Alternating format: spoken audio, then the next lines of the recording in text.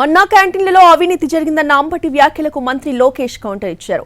ఎన్నికల్లో ఇచ్చిన హామీని అమలు చేశామన్నారు లోకేష్. వైసీపీ వారిలా లిక్కర్, ఇసుకలో సొంత అకౌంట్లు తాము పెట్టుకోమని, ప్రభుత్వ అకౌంట్ల ద్వారానే అన్నా క్యాంటీన్లు నడుస్తాయన్నారు లోకేష్. మొత్తం మేము అన్నా క్యాంటీన్ ఓపెన్ చేయటము ఏదో 10 మంది పేదవాళ్ళకి తిండి పెట్టడానికి మేము వ్యతిరేకం కాదు. కానీ ఇవాళ ఏం చేస్తున్నారు మీరు ఈ రాష్ట్రంలో? పేద ప్రజల్ని ఆదుకోవలసినటువంటి అన్ని అంశాలని కూడా పక్కన పెట్టేసి కాస్త అన్నం పెడతాం రండి, ఒక 300 మందికో 400 మందికో అన్నం పెడతాం అనేటువంటి కార్యక్రమానికి మీరు తెలదీశారు.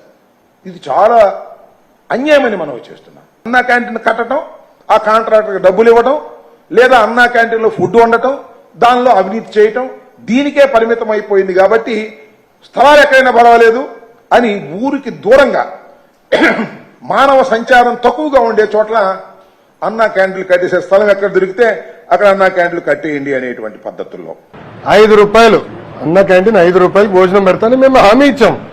అది అమలు చేశాం. దాతలు రమ్మంటున్నాం, తప్ప అది? అకౌంట్ ఇచ్చా, అది ఏ account? Government of Andhra Pradesh account. ఎందుకంత భయపడుతున్నారు? అంటే వాళ్ళలాగా లిక్కర్లో సొంత అకౌంట్లు మేము ఎప్పుడు పెట్టుకోం స్వామి. వాళ్ళలాగా ఇసుకలో మేము సొంత అకౌంట్లు మేము పెట్టుకోం.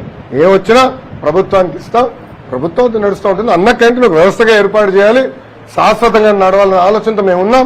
దాతలు ముందరికి వస్తారు, దాతలు ఆదుకుంటారు.